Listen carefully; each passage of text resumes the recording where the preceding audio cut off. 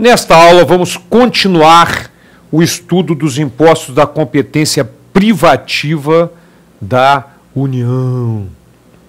E vamos continuar com o imposto agora sobre exportação para o exterior de produtos nacionais ou nacionalizados, o nosso IE, Imposto de Exportação. Então, vamos dar primeiro uma chamada inicial nos dispositivos e depois conversarmos sobre as normas gerais e os dispositivos constitucionais. Então vamos lá. O nosso IE, Imposto sobre Exportação para o exterior, lembrando sempre que existe importação entre estados também, por isso não é uma redundância exportação para o exterior, de produtos nacionais ou nacionalizados. Artigo 153, inciso 2º da Constituição, e os artigos 23 a 28 do Código Tributário Nacional, que estabelecem as normas gerais relativas a esse imposto de exportação. O fato gerador é a saída desses produtos no território nacional. Vamos dar voltando para mim, por favor, olha só.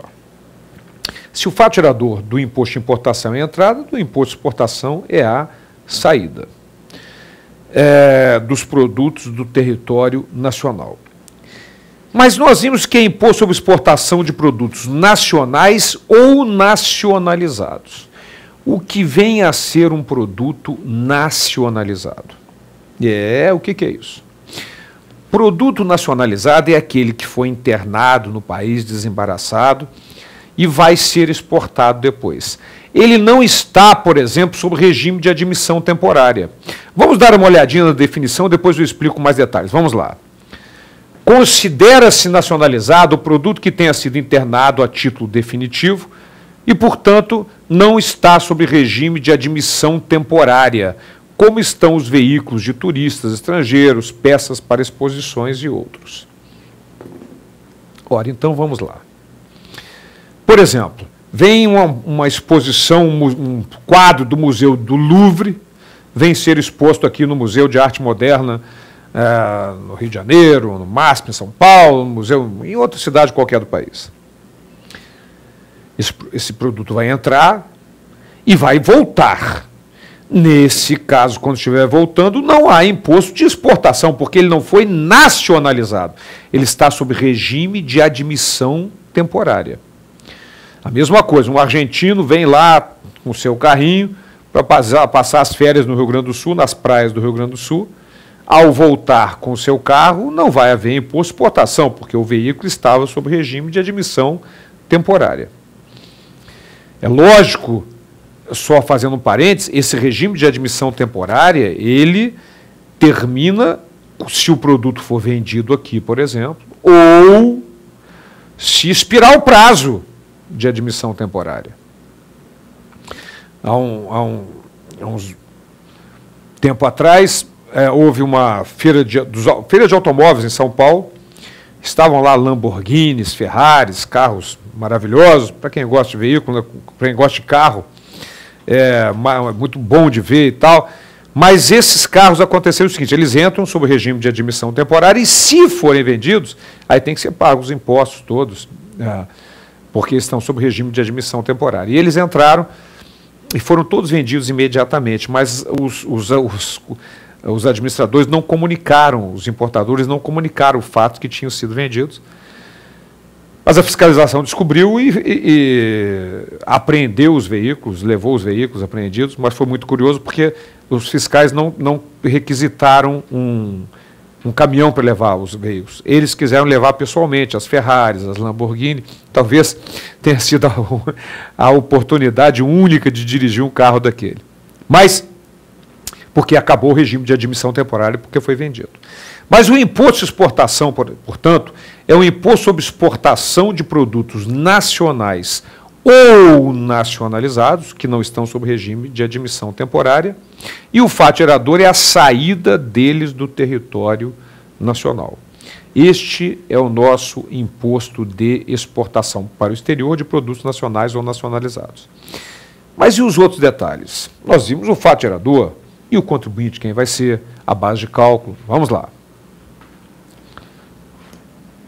O contribuinte é o exportador ou quem a lei a ele equiparar. Este é o nosso contribuinte, o exportador ou quem a lei a ele equiparar. Ora, voltando para mim, a mesma situação em que o indivíduo pode exportar através de uma trading company, uma empresa exportadora, mas a lei pode considerar como contribuinte esta empresa, a empresa, não a trading company, uma empresa exportadora, mas aquele que está mandando a exportação através delas. Então, é o exportador ou quem a lei a ela equiparar. Muito bem. E a base de cálculo desse imposto? É a mesma questão da base de cálculo do imposto de importação, só que no caso do imposto de importação tinha também o valor da arrematação, porque o arrematante é considerado contribuinte do imposto de importação. Mas no caso do imposto de exportação, não. Então, nós vamos voltar para aquele esquema que eu fiz no quadro, com relação à base de cálculo do imposto de importação e de exportação, para que a gente possa reconhecer agora a base de cálculo do imposto sobre exportação. Então, vamos lá.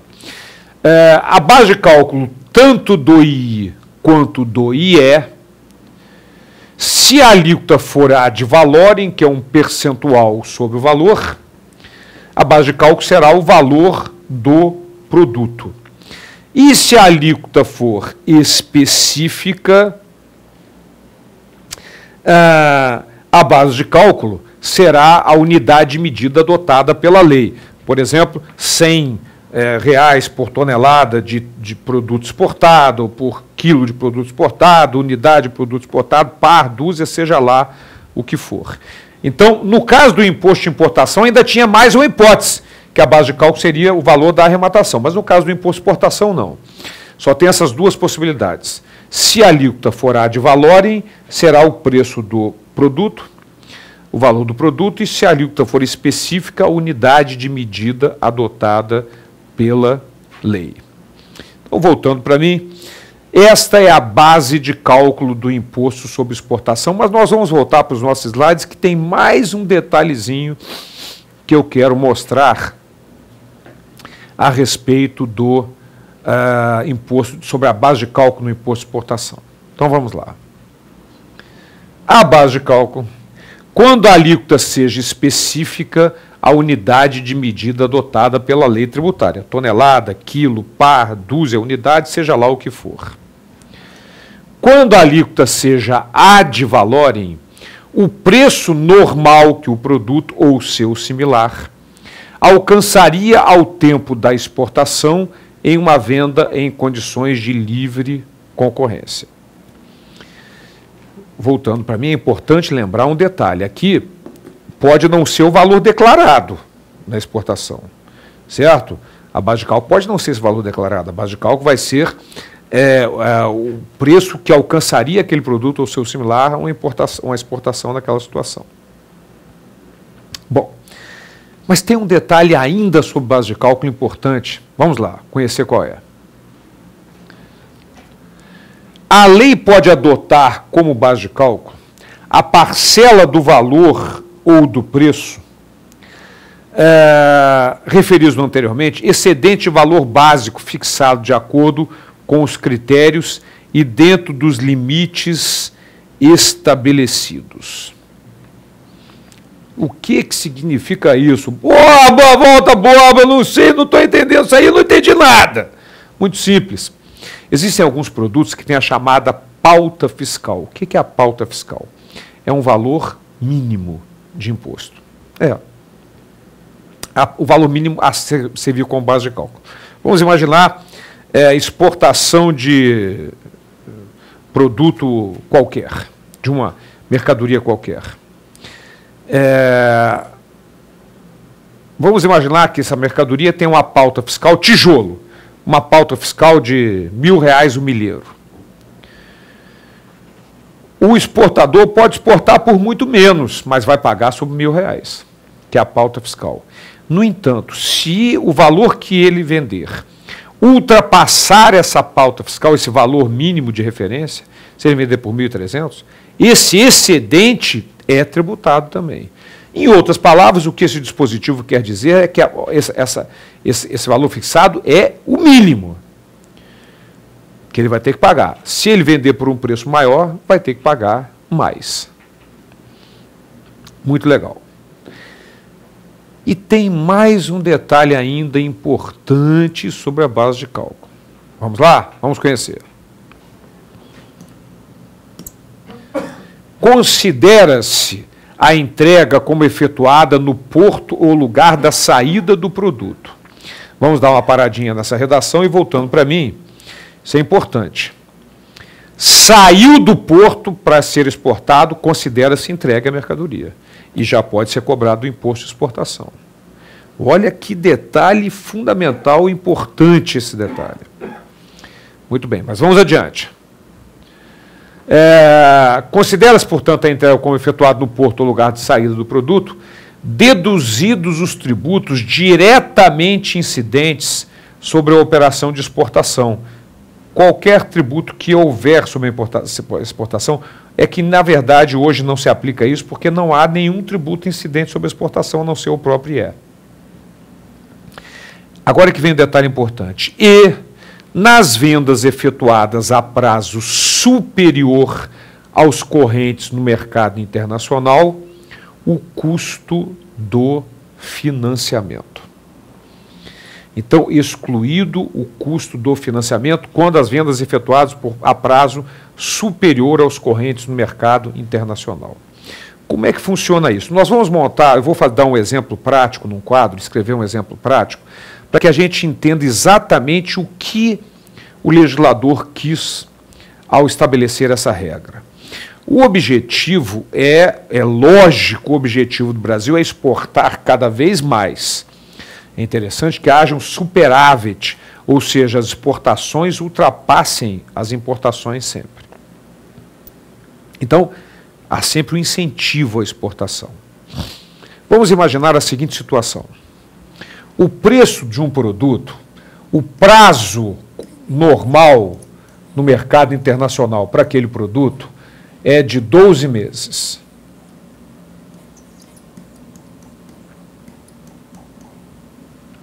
E o produto, então, ele é vendido por, vamos colocar, 10 mil, convertido em reais, né? 10 mil reais, mas tem mais juros pelo financiamento, um aumento do financiamento, no valor de 2 mil reais, que é o preço normal cobrado para aquele financiamento. Então, isso vai nos dar um total aqui de 12 mil. Essa vai ser a base de cálculo do imposto de exportação. No entanto, vamos imaginar que este cara queira ser mais competitivo, esse exportador, e ele queira fixar, dar um prazo para o seu cliente de 24 meses.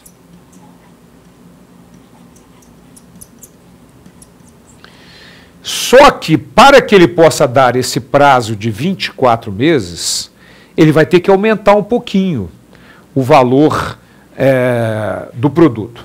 Então, ele vai cobrar mais 2 mil reais, que, portanto, vai resultar numa base de cálculo de 14 mil reais, para que ele venda já com esse prazo superior aos correntes no mercado com relação àquele produto. O que o código estabelece? Este valor de 2 mil reais, cobrado em função de que ele deu um prazo maior do que aqueles correntes no mercado internacional, portanto, ele está sendo mais competitivo, conseguindo mais clientes, conseguindo exportar mais. O governo não inclui este valor na base de cálculo do imposto de exportação. Portanto, nas duas hipóteses, quer seja esta ou esta hipótese, de prazo de 12 meses ou de 24 meses, a base de cálculo será 12 mil, porque o valor cobrado pelo financiamento por ultrapassar o prazo corrente no mercado internacional não entra na tributação do imposto de exportação. Esse é um detalhe muito importante com relação a esse imposto. Voltando para mim, para nós fecharmos, vamos sempre lembrar dos dispositivos constitucionais. Ele não obedece o imposto de exportação à anterioridade e à noventena, de acordo com o artigo 150, parágrafo 1º da Constituição. Ele pode ter suas alíquotas alteradas por ato do Poder Executivo, de acordo com o artigo 153, parágrafo 1º da Constituição. E o último detalhe, esse imposto ele é chamado de imposto excepcional. Por que excepcional? Ele incide sobre pequeno número de produtos específicos e com alíquota muito baixa, né? Então, é chamado de imposto excepcional justamente em função disso, porque ele não é um imposto que incide sobre todas as exportações, é só sobre os determinados casos específicos, produtos específicos. Tanto é que a arrecadação, se você puxar a arrecadação do ano da Receita Federal, o imposto de importação normalmente vem um traço, porque é simbólica a arrecadação do imposto de importação.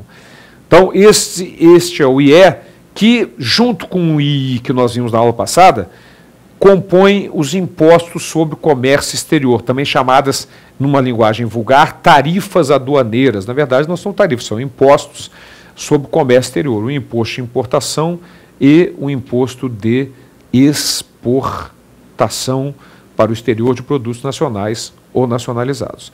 Então, encerramos os dois primeiros impostos, agora, né, da União, da competência privativa, e no próximo encontro continuamos com os impostos da União. Até lá.